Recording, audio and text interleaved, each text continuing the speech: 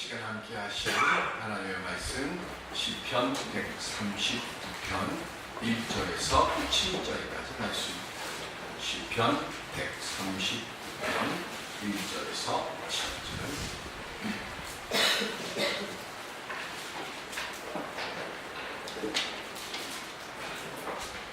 여호와여, 주께서 나를 살펴보셨으므로 나를 아시나이다. 주께서 내가 안고 일어섬을 하시고 멀리서도 나의 생각을 밝히 하시며 나의 모든 길과 내가 눕는 것을 살펴보셨으므로 나의 모든 행위를 익히 아시오니. 여호와여, 내 혀의 말을 알지 못하신 것이 뭐라고 하시시나. 주께서 나의 앞뒤를 둘러싸시고 내게 안수하셨나이다. 이 지식이 내게 너무 기이하니 높아서 내가 능히 미치지 못하나이다.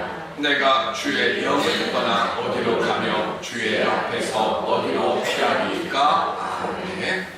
아무것도 염려하지 말고 믿음으로 승리의 걸음을 옮기며 살아가는 한 주를 시작할 수 있는 우리 모두가 될 수 있기를 주님의 이름으로 축원드립니다. 공소년의 요동 반란을 평정을 하고 사마리가 다시 궁으로 돌아오는 그 과정 속에 자기 고향 땅 앞을 지나가게 됩니다. 오나라, 위나라, 청나라 해서 우리는 삼국지 해가지고 삼국지 하면 이상하게 우리 현덕, 유비 현덕 그쪽 사람들만 이 기억을 하죠.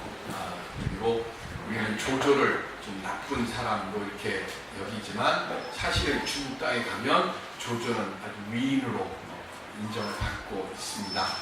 어쨌든 그 위나라의 승상이었고 대도독이었던 사마이가 이제 요동 반란을 평정을 하고 돌아가는데 아들들이 아버지 오랜만에 수십 년 만에 고향 땅 쪽을 지나가니까 고향을 좀 들러서 쉬셨다 가시죠 라고 이야기를 할 때 사마이가 아니다, 부담스럽다 라고 거절을 하고 가려고 하는데 고향 땅 그 문 저 앞에 현령하고 주민들이 그 앞에 나와서 사마이가 지나가는 길 앞에 서 있는 거예요. 그래서 어쩔 수 없이 자기 고향 땅 현령을 만나고 인사를 나누는데 나이 지긋한 분 한 분이 혹시 나를 알겠습니까? 라고 사마이에게 이야기를 합니다. 잘 못 알아보는 표정을 하니까 당신이 어렸을 때 우리 집에서 이런 거 하지 않았습니까? 라고 얘기를 하니까 맞다고 내가 그랬다고 그 집에 사시는 어르신이시군요 라고 인사를 합니다. 근데 조금 있다가 그렇게 이야기를 하는데 한 아주 초라한 행색에 그리고 손녀딸을 앞에 세운 한 노인이 사마이하고 이름을 부르고 그러니까 현령이 깜짝 놀라가지고 당신같이 이렇게 형편없는 몰골에 있는 사람이 어떻게 대도독 사마이 장군의 이름을 함부로 부르느냐고 면박을 줍니다. 면박을 줄 때 그때 사마이가 자기 이름을 부른 그 사람을 이렇게 쳐다보더니 누구 아니야? 라고 사마이가 아는 척을 하는 거예요. 알고 보니까 중남. 그래서 반가운 나머지 사마이가 그 친구를 이렇게 안으려고 하는데 안다 보니까 왼팔이 없는 겁니다. 그래서 사마이가 묻습니다. 왜 이렇게 됐냐고.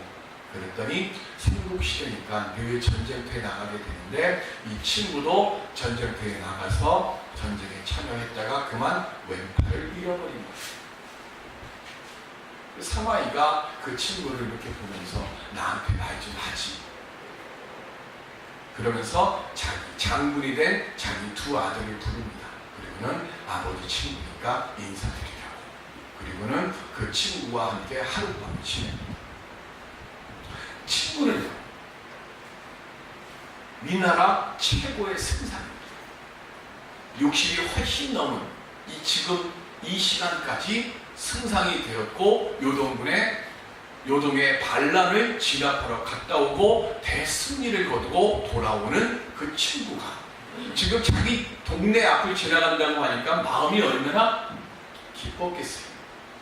내 친구 50여 년 전에 나와 함께했던 나와 모든 것을 함께했던 그 친구가 지금 이 나라 최고의 승상이 되고 개선장군이 되어서 고향 땅으로 지나온다고 하는 그 마음에 반가움도 있지만 또 하나는 뭐가 있을까요? 이렇게 형편없는 몰골에 있는 나를 그가 알아볼 수 있을까 하는 염려도 함께 있었을 거예요. 그래서 사마의 이름을 부를 때 어떻게 해요? 조심스럽게. 혹시 나를 못 알아보면 어쩔까 하는 그런 조심스러운 마음으로 사마이라고 이름을 부르는데, 사마이라고 한 이름을 부르고 그 사마이가 자기를 쳐다보자 50여 년이 훨씬 지났지만 너 누구지라고 알아보는 그 마음, 그게 얼마나 감격이 되겠어요. 믿음 생활을 하는 우리들이 항상 묻는 질문 중에 하나님이 나를 아실까? 내가 만남의 교회라고 하는 지금 이 교회에서 예배를 드리고 있는 나를 하나님이 아실까? 내가 지금 아프고 힘들고 어려운 일들 때문에 발걸음을 옮기기도 힘든데 그래도 그 몸을 이끌고 그 발걸음을 이끌고 지금 주님 전에 나와서 예배를 드리고 있는 내 마음을 하나님이 헤아려 주실까? 성경은 분명히 말씀하죠. 하나님이 우리의 모든 것을 다 아십니다. 내 마음과 생각, 꿈과 좌절, 나의 과거와 현재 그리고 미래까지도 다 헤아려 아실 뿐만 아니라 나를 사랑하시는 눈으로 살펴보신다고 말씀하고 있지 않습니까? 하나님은 우리의 눈물과 기쁨, 연약함과 강건함, 그리고 육신의 질병과 괴로움까지도 다 살펴보는 분이심을 믿습니다. 그리고 하나님의 자녀들인 우리들이 하나님의 그 돌보심 속에서 존귀하고 축복된 삶을 살아가도록 이끄시기를 기뻐하시는 분이심을 오늘 우리들이 입술로 고백하고 우리의 삶의 자리에서 만날 수 있는 우리 모두가 되시기를 바랍니다. 내가 그렇게 믿음으로 고백합니다. 나를 아시는 하나님 안에서 세상의 힘든 일들이 내 앞에 있을 때 그때 두려움 없이 믿음의 걸음을 하나님만을 바라보며 힘있게 옮기며 살아갈 수 있는 오늘 우리들이 되어질 줄로 믿습니다. 이 시간 그런 믿음의 걸음을 힘있게 옮겨갈 수 있는 우리 모두가 될 수 있기를 주님의 이름으로 축원드립니다.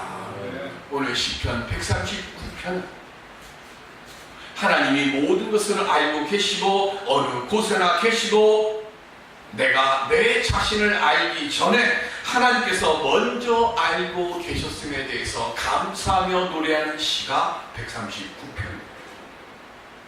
그런데 여기서 우리가 한 가지 기억해야 할 것이 있습니다. 우리는 지나치게 하나님의 사랑, 자비, 은혜, 용서만을 너무 생각하다가 보니까 하나님께서 우리의 속마음을 샅샅이 헤아리고 계시다고 하는 것에 대한 이 말씀에 두려움이 없어요. 하나님의 사랑과 자비, 은총과 용서하심이 내게 주어질 만큼 나는 지금 이기적인 생각과 행동을 얼마나 하나님 앞에서 내려놓으려고 했고 하나님 나의 마음을 고쳐주옵소서 얼마나 고백하며 살아왔는가를 오늘 우리는 먼저 하나님 앞에 지금 내려놓고 고백하고 내 삶의 모습들 속에서 내 어리석음들을 하나님 없애 주시옵소서 먼저 기도할 수 있는 오늘 우리의 마음들이 되어져야 할 줄로 믿습니다. 왜냐하면 하나님은 공평과 정의, 정직과 진실을 원하시는 분이시기 때문에 그렇습니다. 그래서 구약 성경에는 많은 하나님을 만난 사람들의 이야기들이 나옵니다. 아브라함이 그렇고요, 모세가 그렇고 여호수아가 그렇고 이사야가 그렇습니다. 그런데 이 분들이 하나님을 만날 때마다 공통적으로 하는 것이 있어요. 그게 뭡니까? 하나님을 만나는 그 순간 앞에서 자신들의 진실됨의 모습을 지켜가려고 한다는 겁니다. 왜냐하면 하나님을 만나는 그 순간 자신들의 모습을 먼저 돌아다보게 되고 내가 하나님을 만나는 이 순간 내가 두려움이 내게 생기는 거예요. 그래서 우리가 알고 있는 유명한 이사야 선지자의 고백이 있잖아요. 바로다 내가 이제 망하게 되었도다. 죄 중에 있는 가운데 내가 하나님을 만나게 되었으니 이제 나는 죽게 되었도다. 이사야 6장에 이렇게 고백하잖아요. 오늘 시편 139편은 다윗의 노래입니다. 다윗이 하나님을 만난 후에 고백을 하는데 하나님을 알고 내 자신을 알게 되었다고 하는 거예요. 하나님이 내 자신을 아는 게 아니라 하나님을 만나게 되니까 내가 내 자신을 알게 되었다고 고백을 하는 거예요. 어떻게? 오늘 본문 1절과 3절에 보면 여호와여 주께서 나를 살펴보셨으므로 하고 살펴보셨다고 하고요. 3절에도 뭐라고 되어 있는가 하면 나의 모든 길과 내가 눕는 것을 살펴보셨으므로 되어 있습니다. 옛날 성경에는요 감찰하셨다라고 번역이 되어 있습니다. 그런데 똑같이 살펴보셨다고 1절과 3절에 써 있는데 히브리 원어는 달라요. 다른 단어가 쓰여 있는데 이거를 지금 우리나라 말로 번역할 때는 똑같이 살펴봤다, 감찰했다라고만 되어 있습니다. 첫 번째 1절에 감찰하다, 살펴봤다는 이 말의 뜻은 뭐냐면 찾는다는 거예요. 물이 없어요. 물이 없는 사막에서 물을 찾으려면 어떻게 합니까? 땅을 깊이 파야 되잖아요. 그리고 물이 나올 만한 곳에 구멍을 뚫어야 되잖아요. 금강을 캐려고 하면 어떻게 합니까? 땅을 파야 되지 않습니까? 첫 번째 1절에 살펴보셨다, 감찰하다는 말씀의 뜻은 바로 그렇게 땅을 파고 구멍을 뚫어서 물줄기를 찾고 금강을 찾는 것처럼 하나님께서 내 마음을 그렇게 뚫고 파헤쳐가지고 나를 살피신다는 뜻이에요. 3절에 살펴보셨다는 뜻은 흩어버린다는 것. 나이목과 쭉정이를 같이 추수를 해요. 그리고 어떻게 합니까? 제가 대학 다닐 때는 변집사님은 혹시 도립깨질 하는, 학교 앞에서 도립깨질 하는 거 봤어요? 딴 데서 봤어요. 딴 데서 보셨죠? 저는 도립깨질을 우리 한신대학교 앞에서 도립깨질을 하는 걸 봤어요. 학교가 그때 막 만들어져가지고 그때 그 농촌 마을들이 그대로 있는데 제가 자취, 그때는 기숙사도 없어서 자취를 했습니다. 학교 앞에서. 근데 제가 자취하던 그 집이 농사를 짓는데 가을이 되니까 도립깨질을 하더라고요. 그래서 저는 서울에서 살아난 도시 촌놈이라서 도립깨질이라고 하는 걸 그때 처음 봤어요. 대학교를 가서. 근데 도립깨질을 그렇게 하니까 알곡하고 쭉정이하고 이렇게 막 흩어지잖아요. 3절에 나오는 살펴보신다는 뜻은 바로 그 얘기예요. 알곡과 쭉정이를 흩어버리듯이 바람으로 흩어버리든 도립깨질로 흩어버리든 알곡과 쭉정이를 갈라내듯이 하나님이 우리의 마음을 그렇게 살펴보신다는 거예요. 겉모습은 번드러한데 그 본질이 알곡인지 쭉정인지 마지막 추수 때 알잖아요. 그거를 뭐예요? 살펴본다는 거예요. 하나님께서 지금 겉모습만 진실한 사람인지 속까지 진실한 사람인지 하나님이 살펴보신다는 거예요. 어디까지? 우리를 살펴보시는데 일어서는 것과 앉는 것과 눕는 것을 보시고 다 헤아려 아신다는 거예요. 그리고 4절에 이렇게 고백을 합니다. 여호와여 내 혀의 말을 알지 못하시는 것이 하나도 없으시니이다. 혀의 말을 알지 못하는 히브리 원어로 번역을 하면 이렇게 됩니다. 한마디의 말도 아직 내 혀에 없을 때조차 여호와여 당신은 모든 것을 다 아십니다. 무슨 말입니까? 내가 뭐라고 실제로 말 안 했어요. 그런데 내가 뭐라고 말하려고 생각하는 것까지도 하나님이 다 아신다. 그러니까 내 속마음에 어떤 말을 할지도 하나님이 다 아신다는 거예요. 이거 얼마나 무서운 말이에요. 예레미야 16장 17절에 보면 시작. 이는 내 눈이 그들의 행위를 살펴보므로 그들이 내 얼굴 앞에서 숨기지 못하며 그들의 죄악이 내 목전에서 숨겨지지 못함이라. 아멘.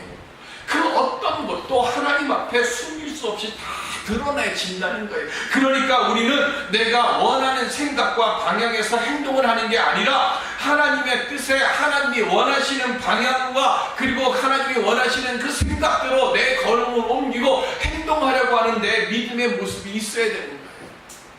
베드로가 밤새도록 고기를 잡았는데 한 마리도 못 잡았어요. 한 마리도 고기를 못 잡았을 때 예수님께서 뭐라고 그러시죠? 고기 잡은 거 있냐? 그랬더니 한 마리도 못 잡았습니다. 그때 예수님 뭐라 그러시죠?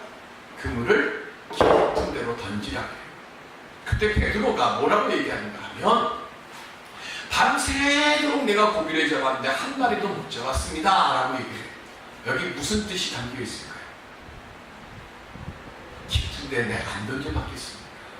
깊은 데만 던져봤겠습니까? 얕은 데도 던져봤고 오른쪽도 던져봤고 왼쪽도 던져봤고 앞도 던져봤고 뒤도 던져봤고 다 해봤어. 내가 할 수 있는 건 다 해봤습니다. 그런데 밤새도록 내가 고기를 한 마리도 못 잡았습니다. 그 뜻이. 근데 여기서 딱 멈춰버렸다고 하면 아무 일이 안 일어나잖아요. 뭐라 그랬어요? 내가 해볼 거 다 해봤는데 한 마리도 못 잡았지만 그래도 내가 말씀에 의지해서 그물을 한번 다시 던져보겠습니다 하고 그물을 던졌어요. 그랬더니 어떤 일이 일어났어요? 고기가 잡혔습니다. 얼마나 잡혔어요? 나 혼자 끌어올리려고 하는데 못 끌어올려서 저 앞에서 고기 잡고 있는 친구 불러요. 야, 같이 좀 와서 나 좀 도와줘. 그래서 그물을 둘이서 끌어올려요. 두 배가 끌어올렸는데 얼마나 잡았다 그러는가 하면 성경에 보면 베드로의 배와 베드로를 돕던 친구의 배가 물에 잠길 정도로 물고기를 많이 잡았어요. 자, 이쯤 되면 베드로는 어떻게 할까요? 정신없이 춤추지 않을까요? 밤새도록 한 마리도 못 잡았는데 야, 새벽에 내가 지금 해서 이만큼 성공했다고 나 대단한 사람이라고 춤추지 않을까요?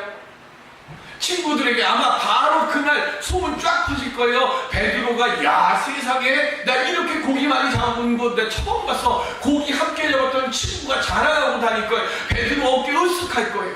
자랑하고 싶을 거예요. 나 이만큼 성공했어. 나 이만큼 출세했어. 그런데 베드로는요, 누가복음 5장 8절에 보면 시작. 시몬 베드로가 이를 보고 예수의 무릎 아래 엎드려 이르되 주여 나를 떠나소서 나는 죄인으로소이다 하니 아멘. 뭐라 그랬어요? 능력 받았어요. 성공했어요. 출세했어요. 나 출세했다. 나 성공했다. 교만하지 않았어요. 무릎 꿇습니다. 내가 성공한 거를 보니까, 내가 예수님을 보니까 나 이만한 능력받고 응답받을 만한 사람이 아니라 나를 알고 예수를 만나니까, 그 전에는 나를 몰랐어요. 그런데 예수님을 만나니까 성공해 보니까 두려운 거예요. 내가 지금 주님이 주실 이 크고 놀라운 능력을 내가 받고 감당할 만한 사람이 아니라는 거예요. 기도하고 응답받습니다. 기도 제목 하나님께 드렸는데 하나님이 응답해 주셨어요. 그때 우리는 어떻게 합니까? 나 응답받았다고 자랑할 게 아니라 오늘 베드로처럼 주여 저는 주님이 주시는 이 은혜를 담을 수 있는 사람이 되지 못하오니 주여 내 죄를 주님께 고백하오니 주여 나를 긍휼히 여겨 주시옵소서. 먼저 고백할 수 있는 오늘 우리들이 되시기를 바랍니다. 네. 원래 베드로의 이름이 뭐예요? 시몬이에요. 마태복음 16장에 보면 예수님이 뭐라고 그러시나요? 바요나 시몬아 그랬어요. 그런데 우리는 바요나 시몬을 기억하는 게 아니라 베드로를 기억합니다. 베드로의 뜻이 뭡니까? 반석입니다. 천국의 열쇠를 그 터 위에 내가 상대했다고 했어요. 그래서 네가 매면 하늘에서도 매고 네가 땅에서 풀면 하늘에서도 풀리겠다고 했어요. 베드로 성정이 급한 사람입니다. 실수 많이 했어요. 예수님도 칭찬 듣고 나서 마태복음 16장에 보면 칭찬 듣잖아요. 그리고 뭐라고 그럽니까? 예수님이 또 바로 사방아 내 뒤로 물러가라 꾸지라고 듣습니다. 그런데 우리는 시몬이라고 하지 않고 베드로 반석이라고 이야기합니다. 왜요? 실수도 많이 하고 인간적인 방향으로 움직여가지만 나는 죄인으로소이다 하는 이 마음, 이 믿음을 반석처럼 그분은 잊지 않고 살아갔기 때문에 하나님은 예수 그리스도는 바로 그 마음을 헤아려 아셨기 때문에 지금 그에게 베드로라고 하는 열쇠를 그에게 주신 거예요. 오늘 우리들도 베드로와 같이 하나님의 능력, 하나님의 은혜를 받았을 때 교만의 자리에 서지 마시고 주여 나는 죄인이로소이다 주 앞에 무릎 꿇고 겸손함으로 내 자신의 부족함과 허물을 주님께 고백하는 오늘 우리들이 될 수 있기를 바랍니다. 그때에 이 부족한 중에 하나님의 채워주시는 은혜와 능력이 우리의 삶 위에 더욱더 귀하고 아름답게 펼쳐지게 될 줄로 믿습니다. 나를 난 다윗이 다시 하나님께 고백해요. 뭐라고요? 오늘 본문 5절에 보면 주께서 나의 앞뒤를 둘러싸셨다고 했어요. 하나님이 나를 뭐 하시는 거예요? 지금 호위하시기 위해서 나를 앞뒤로 둘러싸셨어요. 그리고 뭐라 그래요? 내게 안수하셨나이다 그랬어요. 안수의 뜻이 뭐냐면 붙잡다라는 뜻이에요. 왜 목사를 왜 안수 기도해서 왜 세웁니까? 장로를 왜 안수해서 세웁니까? 이제는 십자가를 지고 주의 길에 걸어가야 되는 거예요. 그래서 안수하는 거예요. 하나님이 붙잡아 주시옵소서. 하나님이 붙잡아 주시지 아니하시면 이 막중한 짐을 감당할 수 없습니다. 그래서 우리가 안수하는 거예요. 그런데 붙잡는 거에는 두 가지가 있어요. 5살짜리 꼬마아이하고 아버지하고 길을 지나갑니다. 어저께도 저 이마트 사거리에서 택시하고 오토바이하고 충돌사고가 나가지고 오토바이 사고 난 다음에 가서 딱 봤는데 상황이 택시 신호 받고 가는데 오토바이가 신호 무시하고 씩 하고 가다가 애가 그렇게 박은 거예요. 그 위험한 길에 아버지하고 아들이 딱 손을 잡고 있는데 손 잡는 게 두 개가 있어요. 하나는 아들이 아버지 손을 잡는 게 있어요. 또 하나는 아버지가 아들의 손을 붙잡는 것. 어떻게 잡아야죠? 아들이 아버지 손을 잡으면 이렇게 잡습니다.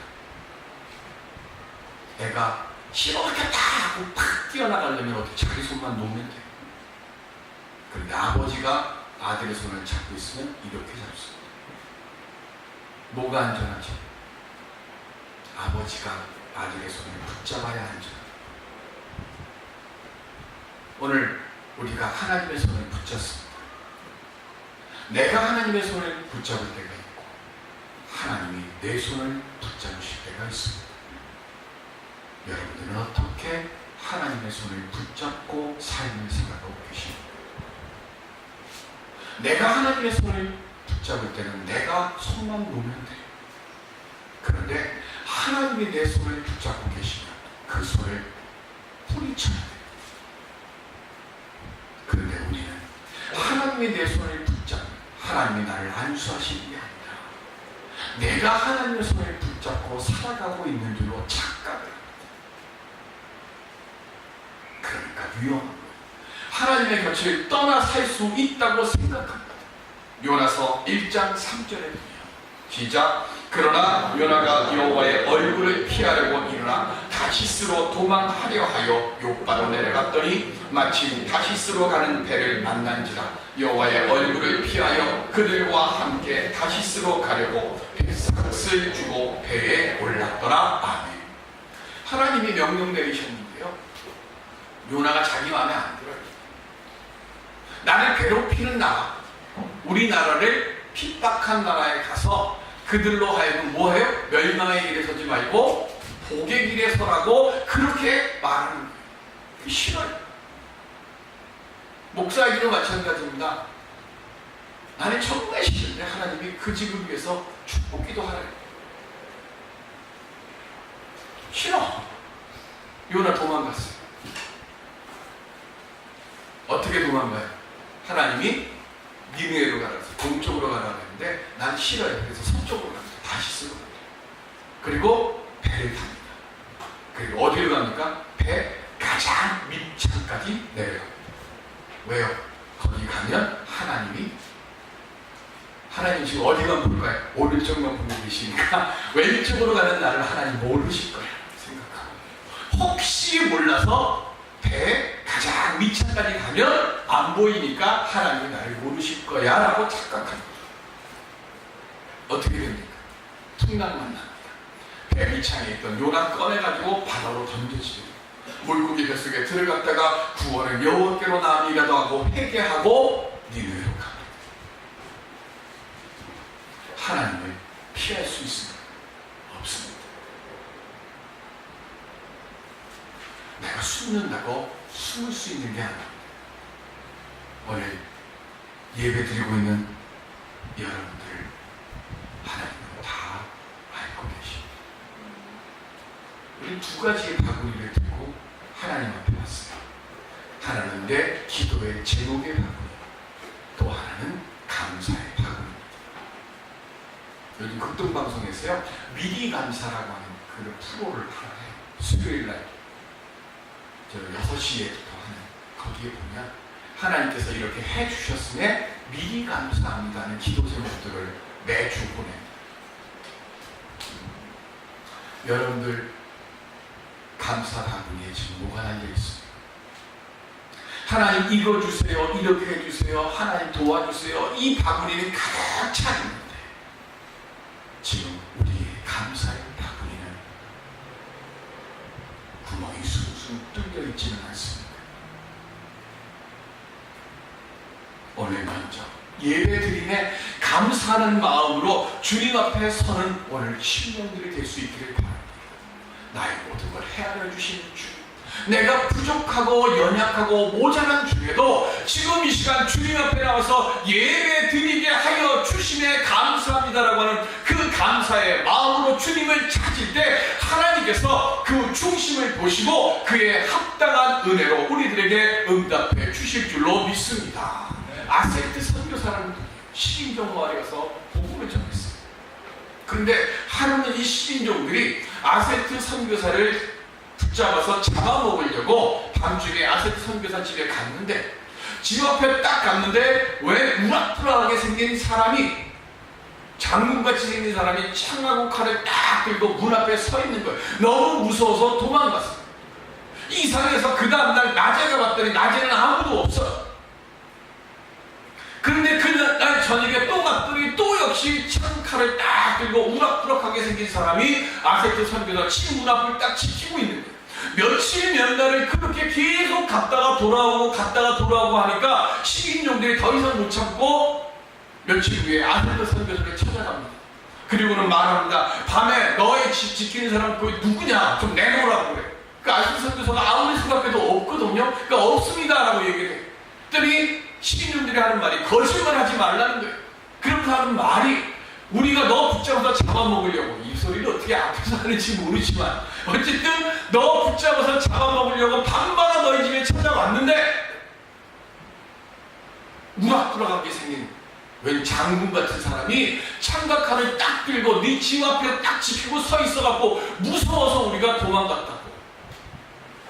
그 말을 딱 듣는 순간 아세트 선교사님 뭘 알았어? 아, 하나님이 나를 지켜주시고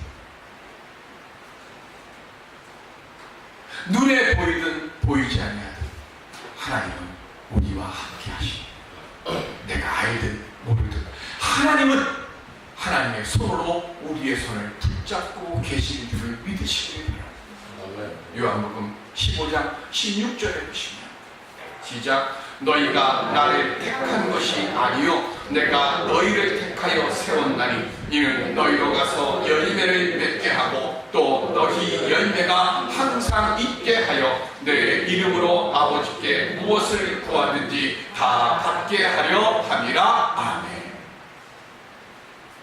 내가 하나님을 택한 게 아닙니다. 내가 예수님을 택한 게 아닙니다.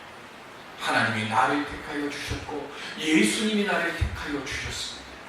나를 택하신 하나님, 우리의 머리털까지도 다 헤아리시는 그 하나님, 나를 지켜주시겠다고, 나와 함께 하시겠다고 약속하시고 이 시간 근심 있습니까?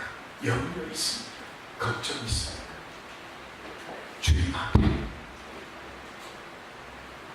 다 내려놓으시고 나의 모든 것을 헤아리시는 아버지 하나님, 이 시간 주님 앞에 부끄러운 모습으로 섰사오니 주여 나로 하여금 하나님의 은혜 받을 그릇으로 변하여 나를 사용하여 주시옵시고 나를 통해 주님의 영광이 드러날 수 있게 하여 주시옵소서.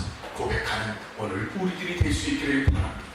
오늘 우리가 그렇게 믿음으로 고백할 때 중심을 헤아리시는 그 하나님께서 우리의 삶의 모든 일들을 주께서 헤쳐주시고 하나님의 복된 자녀들로 오늘 우리들의 손을 붙잡고 주님께서 승리의 자리로 우리를 인도하여 주실 줄로 믿습니다. 오늘 그 은혜의 자리에 서는 우리 모두가 될 수 있기를 주님의 이름으로 축원드립니다. 기도하겠습니다.